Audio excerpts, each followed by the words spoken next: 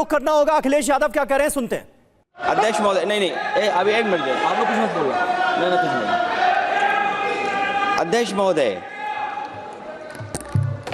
अभी तो अध्यक्ष महोदय मैंने बात शुरू नहीं की है, और जिन लोगों को तकलीफ है और जिनको दुख होना चाहिए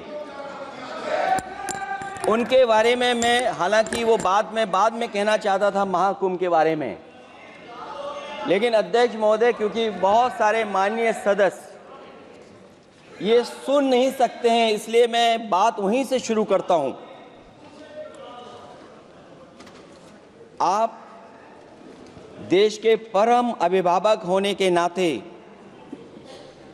हमारा आपसे अनुरोध है कि जहां सरकार बजट के आंकड़े लगातार दे रही है, और जब मैंने अभिभाषण पढ़ा अध्यक्ष महोदय, बहुत सारे आंकड़े सरकार ने दिए हैं। आंकड़े देने से पहले महाकुंभ में मरने वालों के आंकड़े भी दे दें। महाकुंभ की व्यवस्था के बारे में स्पष्टीकरण देने के लिए मेरी मांग है अध्यक्ष महोदय, सर्वदलीय बैठक बुलाई जानी चाहिए।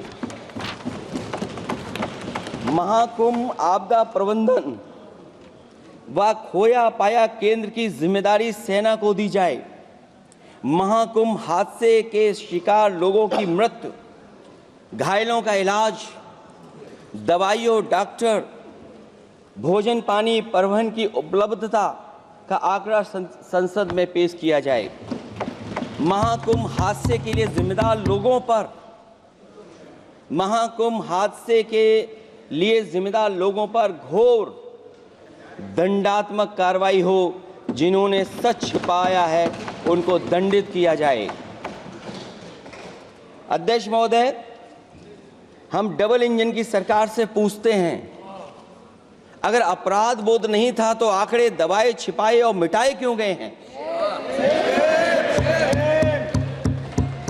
सच छिपाना और मिटाना भी तो अपराध है। इसका दंड कौन भुगतेगा अध्यक्ष महोदय? जहां इंतजाम होना चाहिए था वहां प्रचार हो रहा था। एक धार्मिक समागम में डबल इंजन का राजनीतिक प्रचार अशोभनीय है, निंदनीय है। इतने बड़े हादसे के बाद कम से कम अब तो वो होर्डिंग उतरवा देना चाहिए।